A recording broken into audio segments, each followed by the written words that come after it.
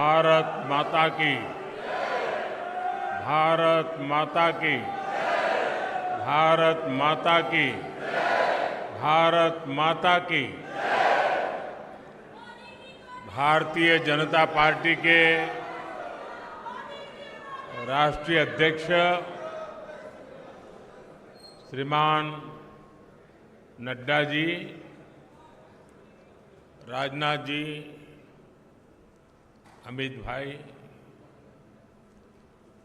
और सभी साथी,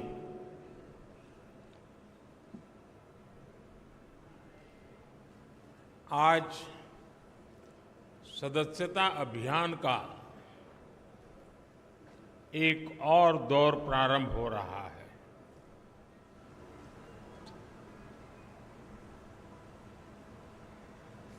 भारतीय जनसंघ से लेकर के अब तक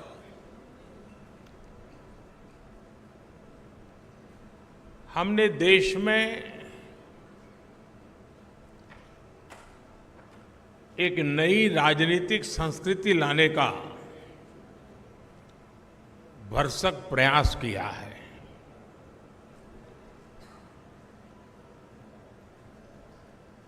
जब तक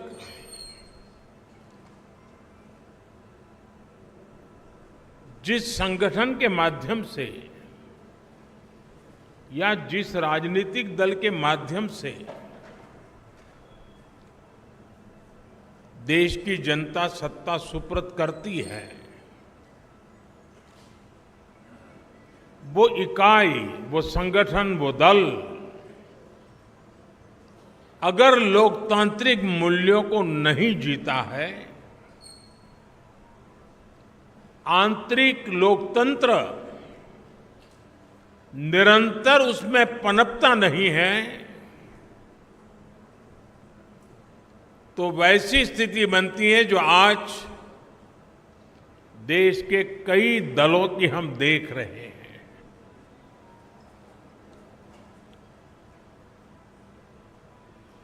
और जैसा अमित भाई ने कहा, हिंदुस्तान में एकमात्र यही दल है जो अपनी पार्टी के संविधान के अनुसार अक्षरशः लोकतांत्रिक प्रक्रियाओं को उसका पालन करते हुए अपने कार्य का विस्तार कर रहा है और जन सामान्य की आशा आकांक्षाओं पर खरा उतरने के लिए अपने आप को निरंतर योग्य बनाता रहता है। ये दल ऐसे ही यहां तक नहीं पहुंचा है, अनेकों पीढ़ियां खप गई है। वर्तमान पीढ़ी के अनेक कार्यकर्ता हैं जिनके नाम भी नहीं जानते होंगे। ऐसे लोगों ने अपना जीवन खपाया, तब जाकर के ये दल लोगों के दिलों में जगह बना पाया है।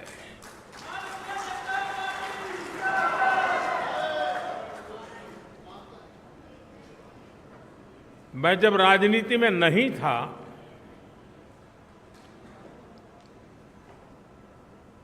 उस जनसंघ के जमाने में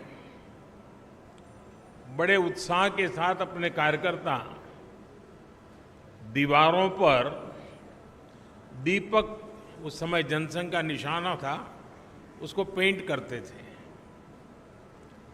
और कई राजनीतिक दल के नेता अपने भाषणों में मजाक उड़ाते थे कि दीवारों पर दीपक पेंट करने से सत्ता के गलियारों के तक नहीं पहुंचा जा सकता, ऐसा कहते, मजाक उड़ाते थे। हम वो लोग हैं जिन्होंने दीवारों पर कमल पेंट किया, लेकिन इतनी श्रद्धा से पेंट किया कि विश्वास था ये दीवारों पर पेंट किया हुआ कमल कभी न कभी तो दिलों पर भी पेंट हो जाएगा।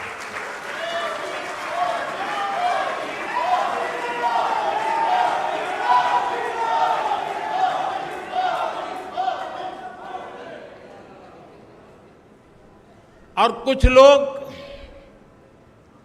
हमेशा हमारी मजाक उड़ाते रहे हैं। जब संसद में हमारे 2 सदस्य थे, तब भी इतना भद्दा मजाक हमारे लिए उड़ाया गया था। कुछ लोगों का चरित्र ही ऐसा होता है और उनको लगता है कि ऐसा करने से वो बड़े बन जाते हैं। लेकिन ऐसी सब प्रकार की आलोचनाओं को झेलते हुए जन सामान्य के कल्याण के लिए समर्पित होकर के नेशन फर्स्ट की भावना को जीते हुए हम चलते ही रहे। और पंडित दीनदयाल उपाध्याय जी ने हमें मंत्र दिया था, चरैवेति चरैवेति चरैवेति, चलते रहो। एक समय था जब जनसंघ और भाजपा के कार्यकर्ता की पहचान, और आज भी कुछ राज्यों में भारतीय जनता पार्टी उसी जीवन को जीते हैं और अपने आदर्शों के लिए जूझते हैं।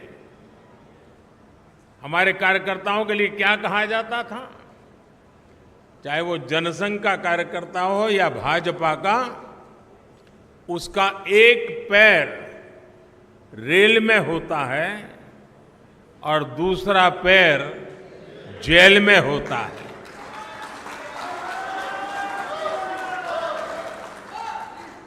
रेल में इसलिए कि भारतीय जनता पार्टी का कार्यकर्ता निरंतर भ्रमण करता था, प्रवास करता था, जहां भी उसको जाना होता वो दौड़ता रहता था और समाज की समस्याओं के समाधान के लिए सत्ता पर बैठे हुए लोगों के सामने संघर्ष करता था। और इसलिए कभी जेल तो कभी बाहर, ये उसकी स्थिति रहती थी। मुझे याद है करीब 50 साल पहले की बात होगी, जनसंघ के लोग अहमदाबाद में सत्याग्रह कर रहे थे और एक अपनी कार्यकर्ता बहन जो जेल गई थी,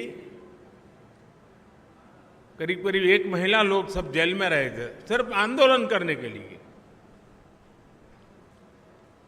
और उसकी गोद में 9 महीने का बच्चा हाथ में लेकर के वो जेल में 1 महीना गुजार करके आई थी।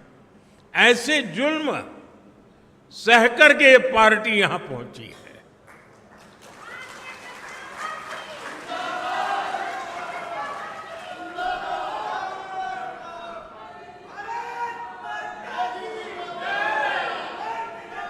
और ये जुल्म करने वाले लोग एक छोटे से जुलूस को भी स्वीकार करने को तैयार नहीं होते थे, जेल में बंद कर देते थे। सत्ता का नशा उतना था उनको। साथियों, मैंने सालों तक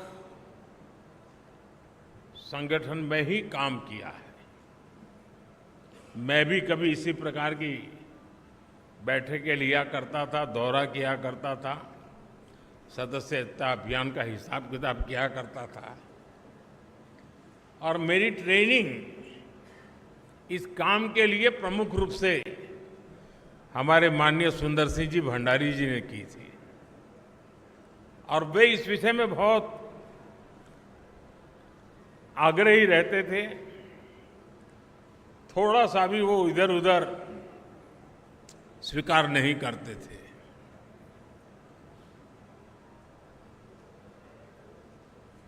कभी कभी लोगों को ऐसा भी लगता था कि भाई ये स्ट्रक्चर बना देने से क्या होगा? लेकिन आज हम देख रहे हैं कि उसी स्ट्रक्चर ने देश के आशा अपेक्षा को पूर्ण करने के लिए एक माध्यम बना दिया।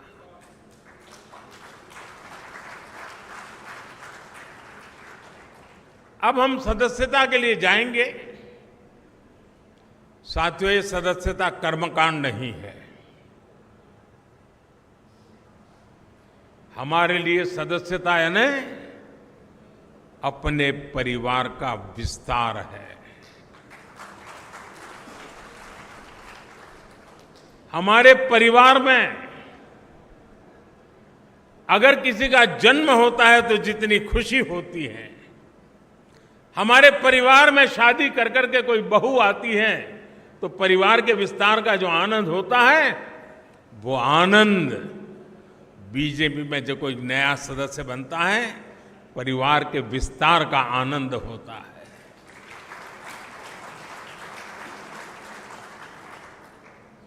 और इसलिए ये सदस्यता अभियान आंकड़ों का खेल नहीं दोस्तों। कितने नंबर हम पार कर जाएंगे ये नहीं है।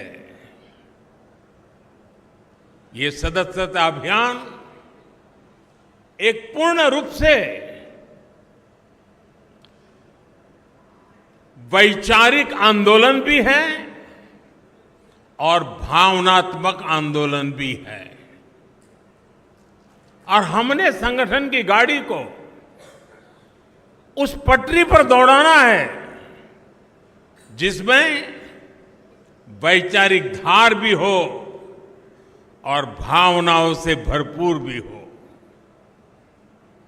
क्योंकि हमारी भावनाएं देशभक्ति से प्रेरित है।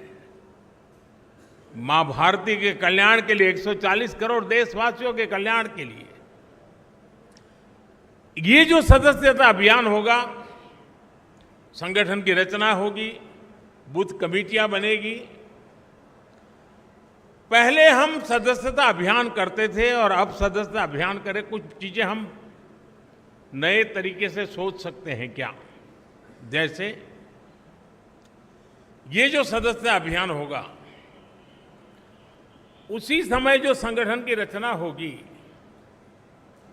उसी कालखंड में विधानसभाओं में और लोकसभा में 33% रिजर्वेशन लागू हो गया होगा।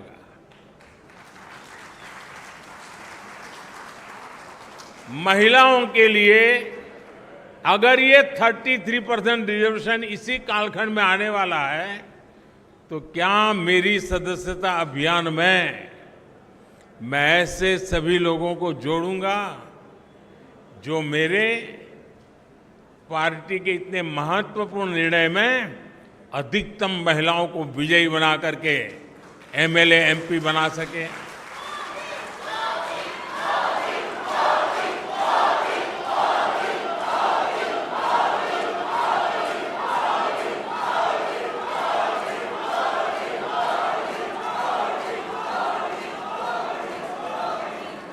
साथियों, हमारे देश में पूरे विश्व के लिए, खास करके ग्लोबल साउथ के देशों के लिए, डेवलपिंग कंट्रीज के लिए एक मॉडल रूप काम हमने किया है, और वो है एस्पिरेशनल डिस्ट्रिक्ट, एस्पिरेशनल ब्लॉक। और हम चाहते हैं कि जो अब तक जिसकी कोई चिंता कोई नहीं करता था, परवाह नहीं करता था, मुलाजिम भी वहां पर नौकरी करने के लिए जाने को तैयार नहीं होता था, पिछड़े रहते थे, हमने उसे एस्पिरेशनल डिस्ट्रिक्ट, एस्पिरेशनल ब्लॉक बनाया है। और हमारी कोशिश है कि जल्द से जल्द उस राज्य की जो पैरामीटर्स हैं उसमें जरा भी वो पीछे ना हो सके तो उससे भी आगे जाए, और हो सके तो नेशनल लेवल पे भी जो पैरामीटर्स में हो जाए। और इतना सुखद अनुभव रहा है कि एस्पिरेशनल डिस्ट्रिक्ट में गवर्नेंस पर फोकस करने के कारण, जन भागीदारी के कारण, जन सामान्य की आकांक्षाओं अपेक्षाओं को चिन्हित कर उस पर काम करने के कारण आज देश के एस्पिरेशनल डिस्ट्रिक्ट, एस्पिरेशनल ब्लॉक करीब करीब स्टेट में टॉप की बराबरी करने लग गए हैं। क्या हम अपना संगठन की रचना करते समय ये एस्पिरेशनल डिस्ट्रिक्ट, एस्पिरेशनल ब्लॉक, उसमें विशेष अभियान चला करके वहां के हर पोलिंग बूथ में अपना झंडा गाड़ सकते हैं दोस्तों?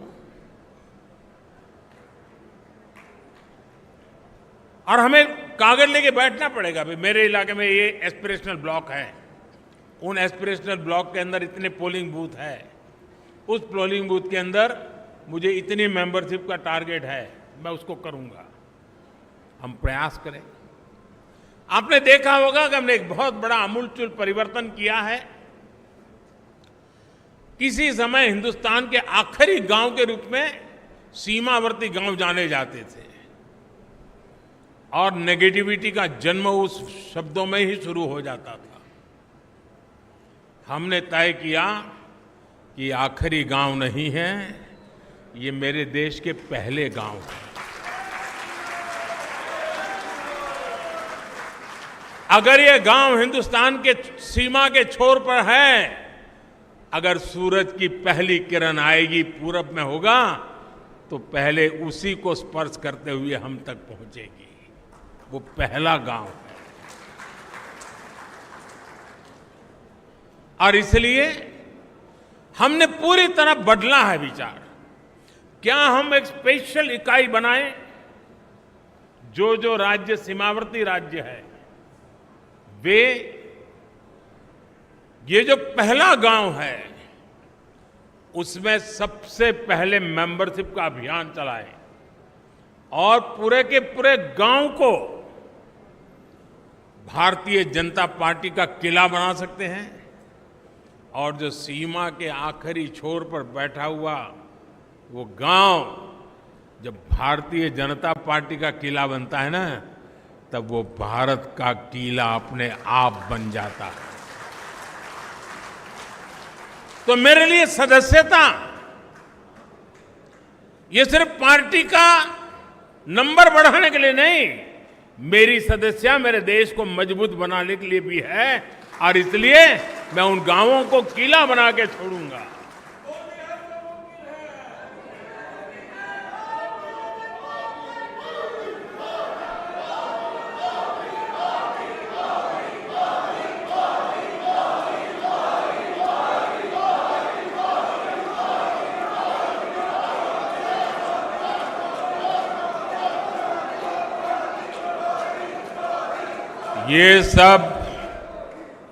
ये सब मुमकिन है लाखों कार्यकर्ताओं के तपस्या के कारण।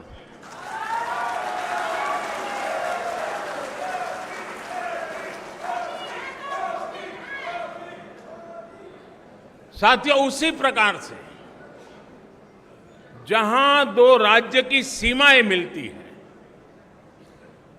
क्या अभी से प्लान कर सकते हैं कि उन दो राज्य की सीमा पर डेट निश्चित करके, मान लीजिए महाराष्ट्र और गुजरात की सीमाएं मिलती है, तो महाराष्ट्र के कार्यकर्ता उनकी सीमा पे आएंगे, गुजरात के कार्यकर्ता उस दिन उनकी सीमा पर जाएंगे और एक सीमा पर उनके गांव इसके गांव साथ मिलकर के मेंबरशिप बनाएंगे।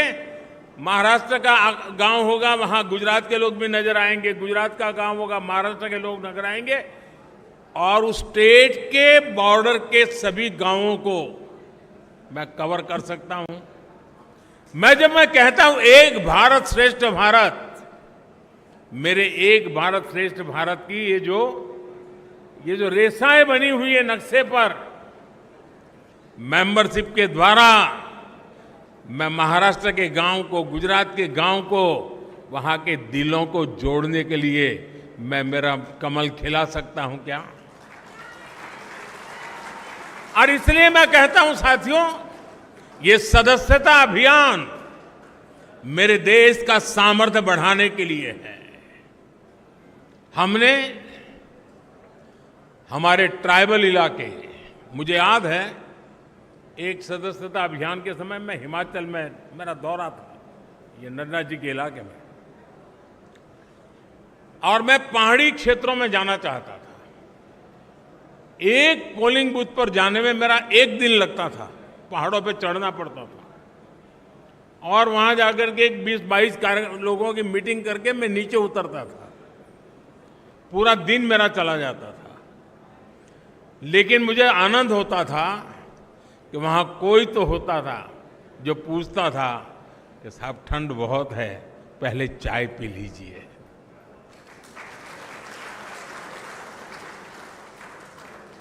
यानी किसी ने तो तपस्या की थी, किसी ने तो मेहनत की थी। क्या हम, हमारे जो ट्राइबल बेल्ट है उसमें दूर दराज के जो क्षेत्र हैं उसमें भी अभी जैसे आपने देखा होगा पीएम जनमन योजना शुरू की है। ये पीएम जनमन योजना हमारे आदिवासी क्षेत्रों में भी ऐसे ऐसे इलाके हैं, ऐसे ऐसे समूह हैं जहां व्यवस्थाएं इतने सालों के बाद भी पहुंच नहीं पाई थी।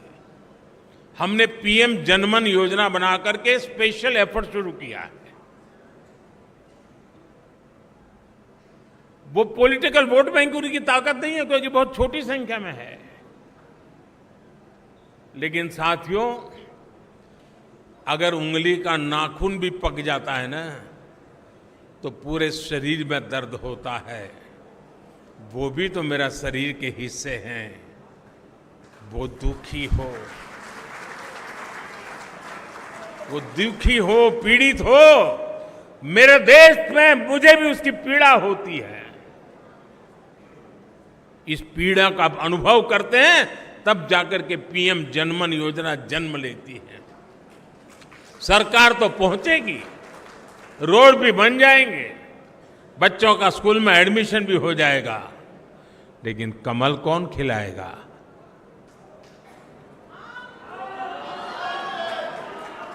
कौन खिलाएगा? और इसलिए साथियों हम इस प्रकार से फोकस करके इन समाजों तक हम पहुंच सकते हैं क्या? आज देश में वो लोग जिन्होंने 3-3, 4-4 पीढ़ी में पक्का घर नहीं देखा था, जिनका कोई अता पता नहीं था, वो झुग्गी झोपड़ी में जिंदगी गुजारते थे, वो फुटपाथ पे जिंदगी गुजारते थे, आज यहां तो कल वहां, ऐसा ही उनका बसेरा हुआ करता था। ऐसे 4 करोड़ परिवारों को हमने एड्रेस दिया है।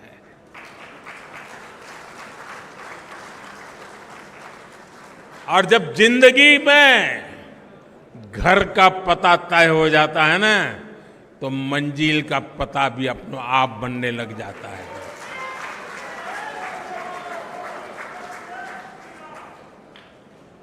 जिनको घर मिला है, जिनकी जिंदगी में अब अपना एक स्थायी, पीढ़ियों के बाद 4-4, 5-5 पीढ़ी में कभी उन्होंने पक्के घर में जिंदगी नहीं गुजारी होगी, क्या ये मौका नहीं है दोस्तों उनके पास जाने का? लिस्ट लेकर के उनके पास जाना चाहिए कि नहीं जाना चाहिए? क्या उसको नहीं लगना चाहिए कि जिस कमल ने मेरे घर की दीवारें बनाई हैं उस कमल को मैं अब दिल के अंदर जगह दे दूं? ये भाव उसके अंदर पैदा नहीं हो सकता है? और इसलिए मैंने कहा कि हमारे लिए ये हमारा जो परिवार का विस्तार है, वो विस्तार अपने आप को फैलाने का है ऐसा नहीं है, अनेक लोगों को अपने आप में समाने का है। हमारे भीतर समाहित करना है, हमारे सुख दुख का साथी बनाना है, और तब जाकर के एक ऐसा भाजपा परिवार पूरे देश में निर्माण होता है जो राष्ट्र के सपनों को पूरा करने के लिए एक कैटलिक एजेंट के रूप में बहुत बड़ी सेवा कर सकता है। और इसलिए साथियों, इस सदस्यता अभियान को एक पवित्र कार्य मान करके हमने करना चाहिए। और जब कोई व्यक्ति सदस्य बनता है ना, जैसे कोई नया बच्चा स्कूल जाता है तो माँ बाप कैसा माहौल बनाते हैं, तिलक करेंगे, मिठाई खिलाएंगे, अच्छे कपड़े पहनाएंगे, उसी भाव से सदस्य बनना चाहिए। और मुझे अच्छा लगा, आज मुझे इस वातावरण में सदस्य बनने का मौका मिला। उत्सव के वातावरण में मैं सदस्य बन रहा हूं। हम भी सदस्यता अभियान को उत्सव में परिवर्तित करें। सामने वाला हमारे परिवार में जुड़ रहा है, मतलब हम बड़े गौरव अनुभव कर रहे हैं कि आप हमारे यहां आए। हमें ये भाव नहीं लाना चाहिए कि हमने उपकार किया है तुम्हें मेंबर बना के, नहीं। आपने देश हित के लिए आगे आए हैं, हमारे लिए गौरव की बात है। आप हमारे एक साथी बन गए हैं जीवन में, इससे हमें और क्या धन्यता चाहिए। साथियों, आज जो 18-20 साल की उम्र के लोग हैं, उन्होंने वो अखबार नहीं पढ़े हैं जिसकी हेडलाइन हुआ करती थी कि आज इतने लाख का घोटाला हो गया, आज इतने करोड़ का घोटाला हो गया, आज ये हो गया, ये हो गया, ये हो गया।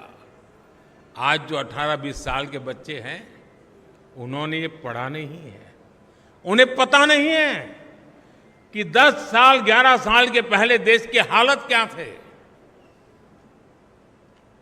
उसने एक नया हिंदुस्तान देखा है और इसलिए उसके सपने भी वहीं से शुरू हो जाते हैं, और तब जाकर के हमारी जिम्मेवारी अनेक गुना बढ़ जाती है।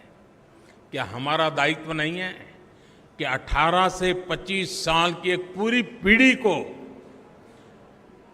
टारगेट करके, प्लान करके भारतीय जनता पार्टी से जोड़ें, ताकि उनको भी पता चले कि उनके माता पिता ने कितने बुरे दिन देखे थे, उनके माता पिता कितनी मुसीबतों से गुजरते थे। एक टेलीफोन का कनेक्शन लेने के लिए उनको एमएलए एमपी के घर में चक्कर काटने पड़ते थे। एक गैस का कनेक्शन लेने के लिए उनको सालों तक इंतजार करना पड़ता था। कभी बिजली का कनेक्शन नहीं मिल पाता था, अंधेरे में जिंदगी गुजर जाती थी। बच्चों के लिए पढ़ाई का प्रबंध नहीं था। 18 से 25 साल के उन हमारे देश के बेटे बेटियों ने अपने मां बाप की मुसीबतों से गुजरते थे, जिंदगी जीते थे, उससे वो अनभिज्ञ है। भारतीय जनता पार्टी के कार्यकर्ता का काम है कि उसको भारतीय जनता पार्टी में हमारा मेंबर बना करके, साथी बना करके, उसे हम कहां से कहां देश को ले गए, ये आत्मविश्वास से भरने की जरूरत है। साथियों, 18 से 25 का उम्र का व्यक्ति मेरे लिए भाजपा के मतदाता जैसे सीमित स्वार्थी विचार से मैं उसकी चर्चा नहीं कर रहा।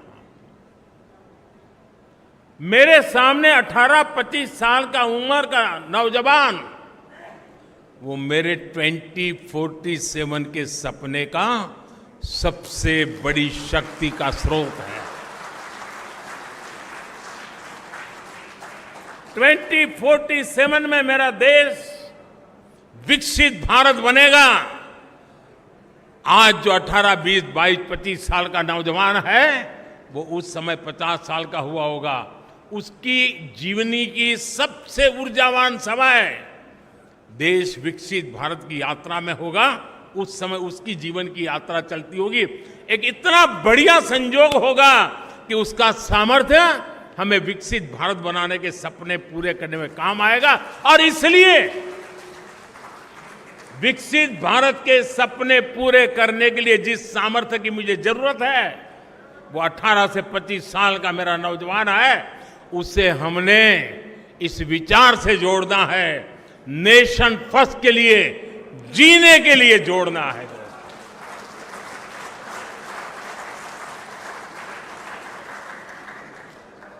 हम सिर्फ चुनावी मशीन नहीं है, हम वो खाद पानी है जो देशवासियों को सपनों को हम सींचा करते हैं। हम वो खाद पानी हैं जो अपने आप को खपा करके देश के सपनों को संकल्प और संकल्प को सिद्धि तक ले जाने की यात्रा में अपने आप को डुबो देते हैं जी। और इसलिए भारतीय जनता पार्टी का कार्यकर्ता चुनाव, कुछ लोगों ने कह दिया है मशीन, ये तो चुनावी मशीन है भाजपा के पास। इससे बड़ा भाजपा का कोई अपमान नहीं हो सकता है।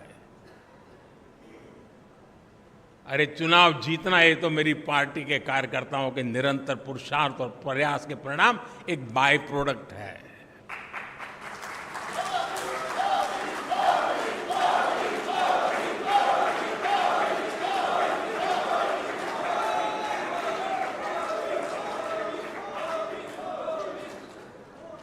और इसलिए साथियों, हमें निरंतर नई पीढ़ियों को भी तैयार करना है। और एक बात मान के चलिए, जो ये सोचता है कोई आएगा तो मेरा क्या होगा, वो मान के चल रहे हैं कोई आएगा तो नहीं, लेकिन तुम जहां हो वहां से कहीं ऊपर जा नहीं सकते हो। जैसे जैसे नीचे तुम नए लोगों को लाते जाओगे, वैसे वैसे तुम ऊपर चले जाओगे। ऊपर जाने का तरीका यही है कि नीचे जितनी मजबूती देते हैं उतना ऊपर जाने की गारंटी पक्की हो जाती है। कुछ लोगों की मानसिकता रहती है कि अरे यार आया गया तो मेरा क्या होगा। वो आएगा तो आपकी मजबूती बढ़ेगी, आपकी इज्जत बढ़ेगी और आपके द्वारा इच्छित कामों को परिणाम लेने में वो आपका साथी बनकर के काम करेगा। साथियों, लोकतांत्रिक मूल्यों को जीने वाली हमारी पार्टी है। हम व्यवस्था में भी लोकतंत्र को स्वीकार करते हैं, हम विचार में भी लोकतंत्र को स्वीकार करते हैं, हम संस्कार में भी लोकतंत्र को स्वीकार करते हैं।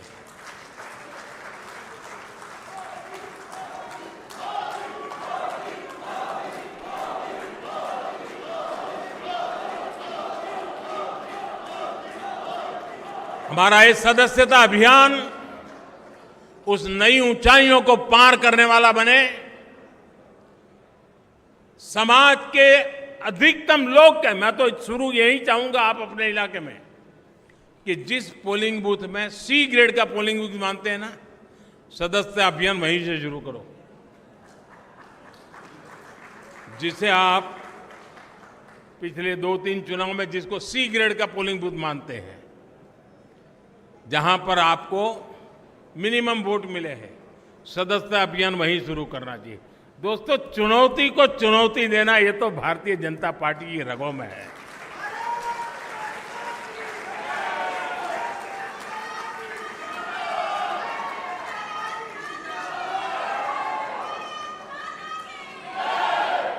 जहां सदस्य सरलता है, जहां स्वीकार्यता है, जहां सम्मान है, आदर सत्कार है, वहां तो मेंबरशिप करना आसान हो जाएगा, उसको करते भी रहना है। लेकिन जहां चुनौती है वहीं दिलों में कमल खिलाना है।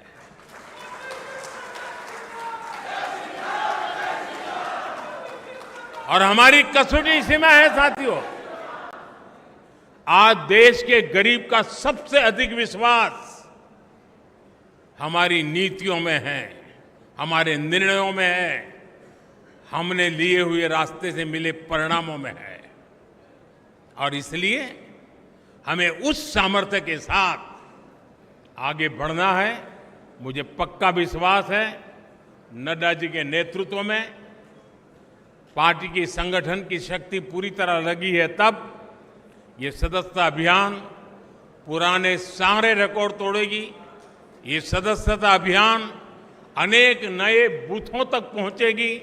ये सदस्यता अभियान देश के सबसे पहले गांव है, वहां पर भाजपा का झंडा हम यहां से देख सके ऐसे बनेगी। इसी एक अपेक्षा के साथ आप सबको मेरी बहुत बहुत शुभकामनाएं। भारत माता की, भारत माता की, भारत माता की, भारत माता की। वंदे